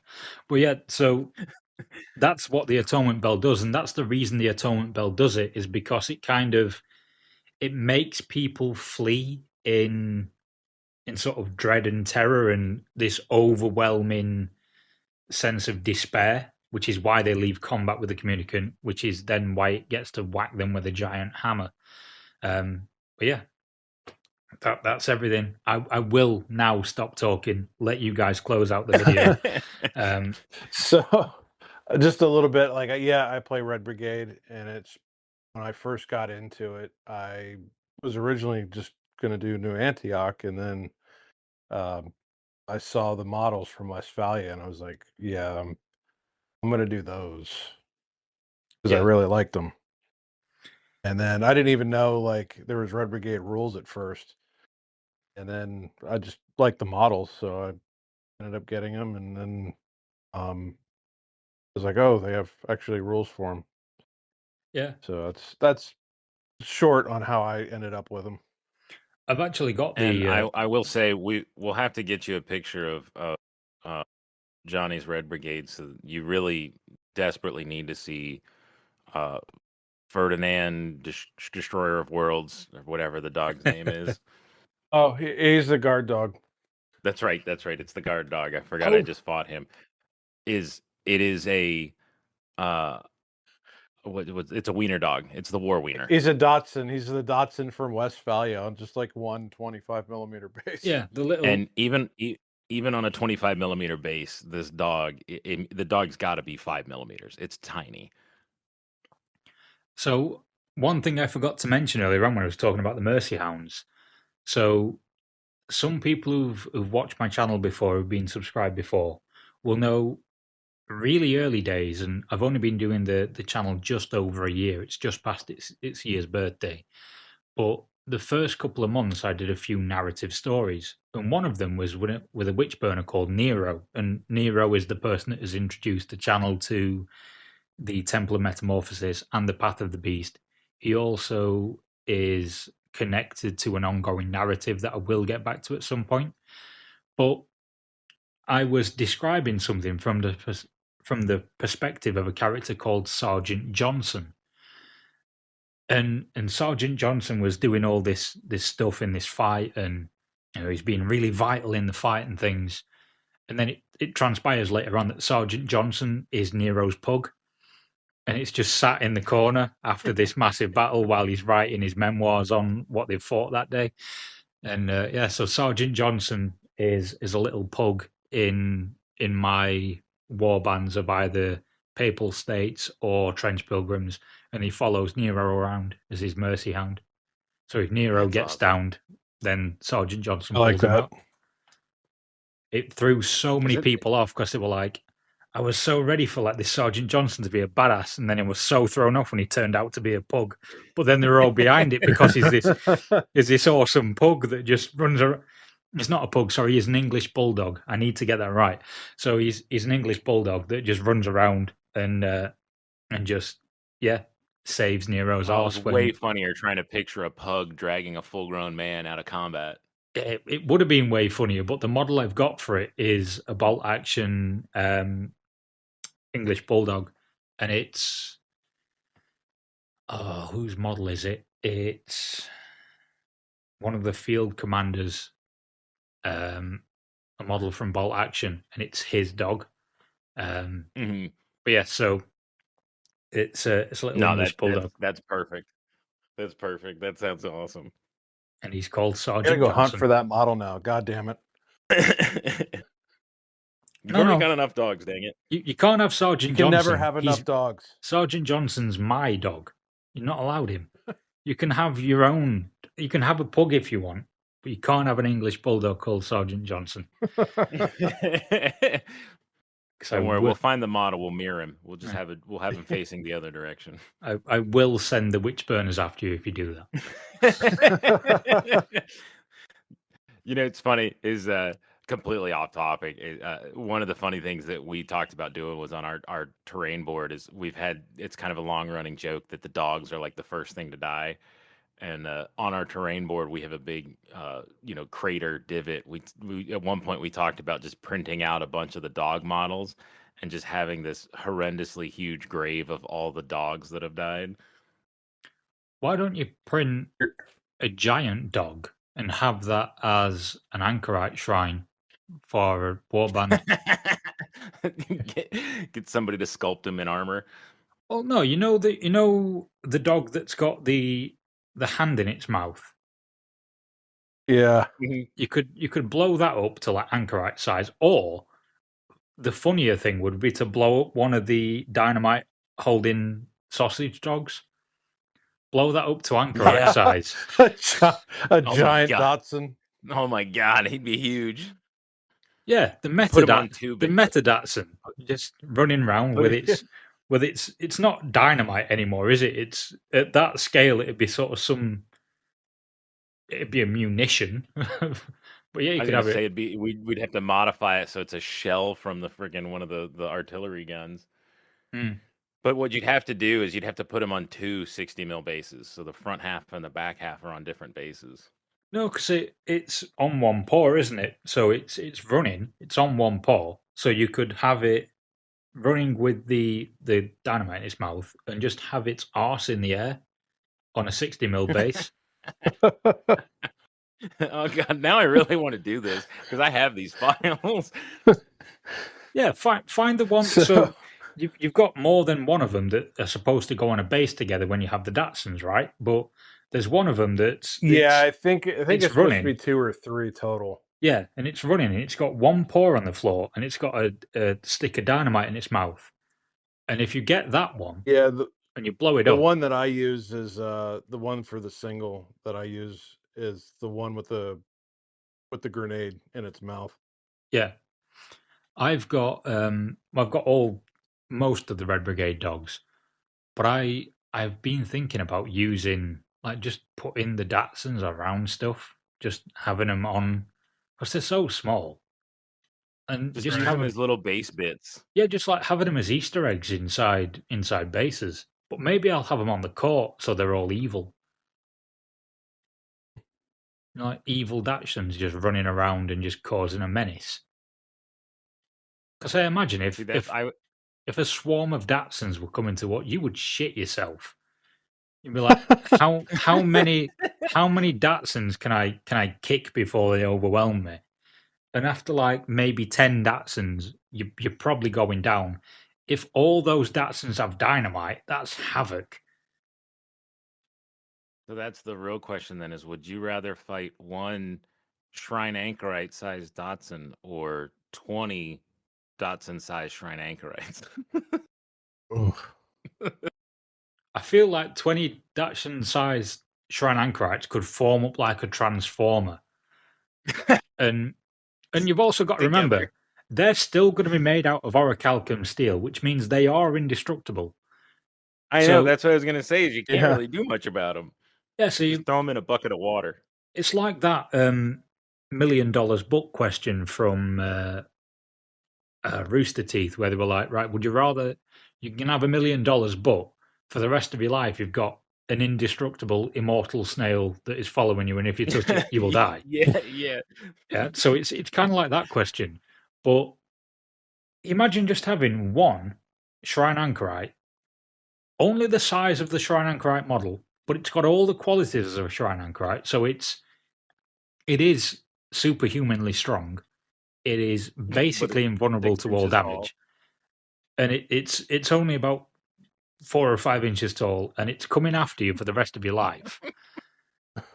Or so you could have that, and it's not going to be very fast unless Saint Methodius have made it and given it a diesel engine, because they are rapid and terrifying. Because so I run 2 of those in a previous campaign, and you can missile those fuckers up the board in no time.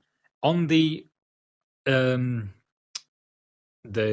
Below mission, where you've got to go and get the vials and things, they were so vital Right. because no one could bring them down. They just ran up, grabbed a vial, and ran back off the board again, or passed it on to a stigmatic nun, and she shot off like a same bolt to the edge of the board, and I chained them up that way.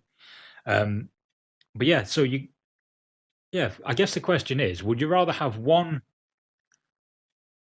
actual anchorite, the size of the anchorite model, but with all the qualities of an anchorite following you for the rest of your life, not really being very fast, or you can fight one Shrine Anchorite sized Datsun? And you might, I'll you- take the Datsun.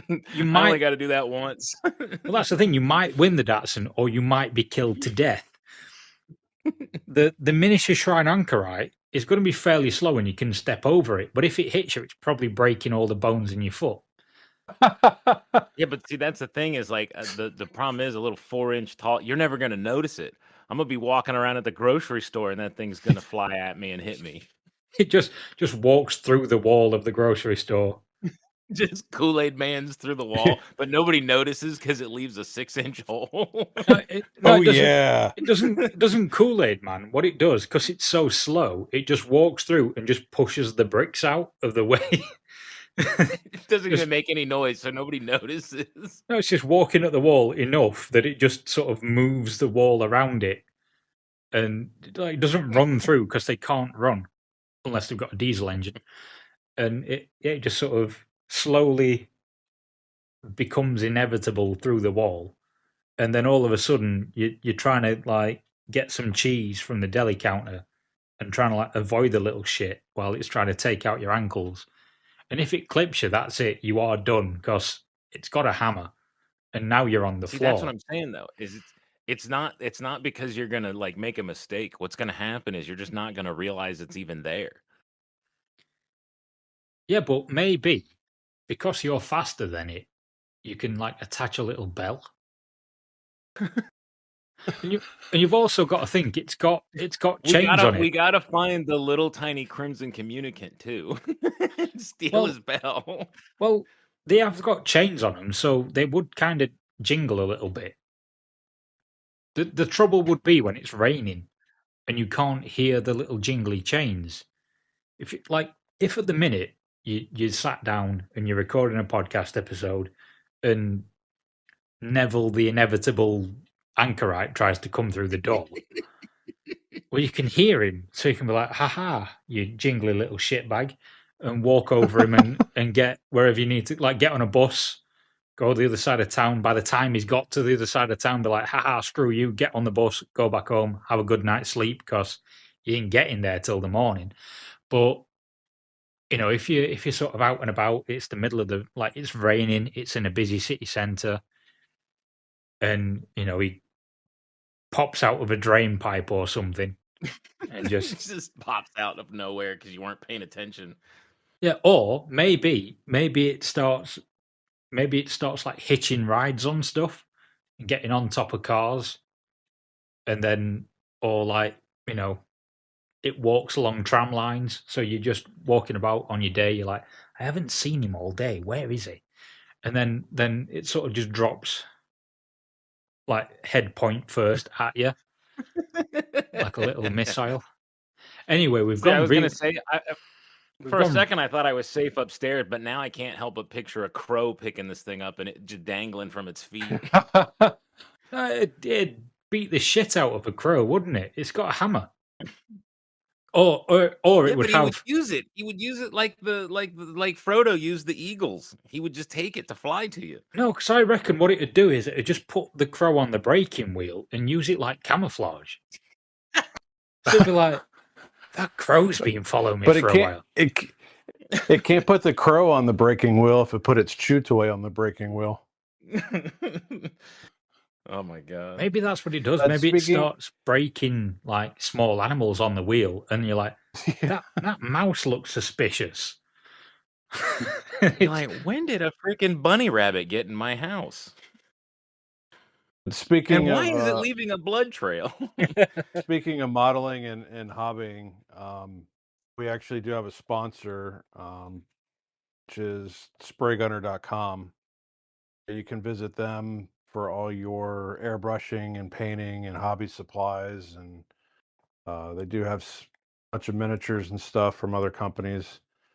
But me and Mike, we both get our airbrushes and paints and all of our supplies and stuff through them. You can use our affiliate link and use code TFS5 off SG for 5% off your entire purchase, which is a really good deal. I just want to say as well, because we're going to be collaborating on this video, so there's likely to be some of your audience that sees me for the first time. There's likely to be some of my audience that sees you for the first time.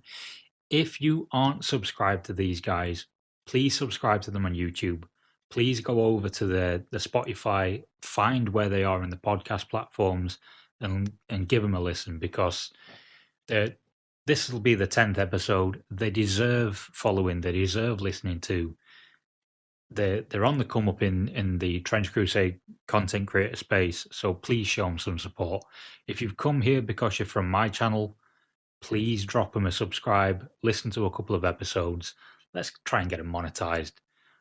At least give them something back for the effort they put in, because a podcast episode is not an easy thing to do. It takes a long time to be able to get guests together, be able to actually sit down and record, to be able to coordinate all these things and edit them all together. So if you are discovering the TrenchFoot Society for the first time from this video, yes, I've been rambling at you for nearly 2 hours now, but please give these guys a follow, a subscribe, watch the video, send it to a friend, do something to show them some support, because they really do deserve it. And thank you so much. Obviously, the same. If you're one of the few from our group, please go check out Feel No Paint Studios. Awesome videos. Thank you so much for coming out and hanging out with us. I've had a blast. I learned a ton that I didn't know about today. I'm looking forward to just being able to hang out and chat with you more. Hopefully, we can do another one if people had a fun time with this. I would love to do something like this again. It's been absolutely phenomenal. No, thank you for having me on, guys. And it's been really fun. It's been fun to just sit here and just talk a bit of crap with you guys after we finished the whole lore section of it.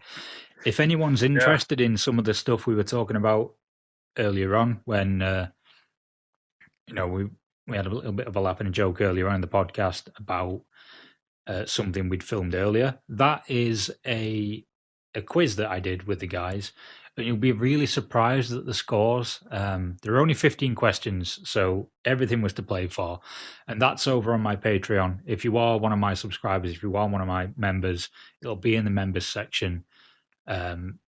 So go over there and check that out. But again, as I say, And you'll give these guys all the you'll support never you guess can. which one of us knew most of the questions anyway. There was high chance I was going to come last. To be honest, I wasn't. It was New Antioch.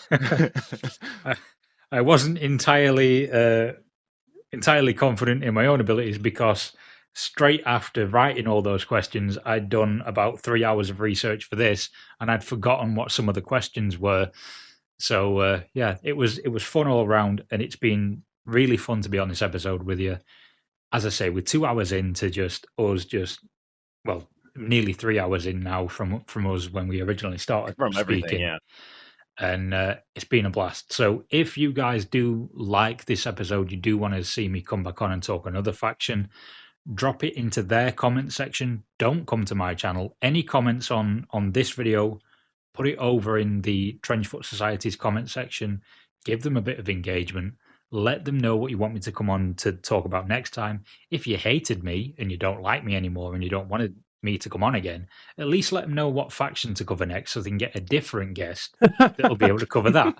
But yeah, thanks to everyone for listening. Thank you to these guys for bringing me on, and I only have them to hand over to close out the video, because it would only be right on their channel to do so. So guys, over to you. Mike, No, you want to awesome. give them the Gmail? Yeah, if you guys do have any other questions, aside from reaching out to us in the comments sections, both on YouTube and Spotify, you can reach out to us at our email address at trenchfootsocietypodcast@gmail.com. Be sure to check out our affiliate link, which will be included down in the description below, for Spray Gunner, and get any of your hobbying needs there. Thank you so much again to Duke and Feel No Paint Studios. This has been such a blast. Thank you guys for listening, and I hope you all enjoyed it. Thank you, Peace out, guys. y'all. We'll see you all soon.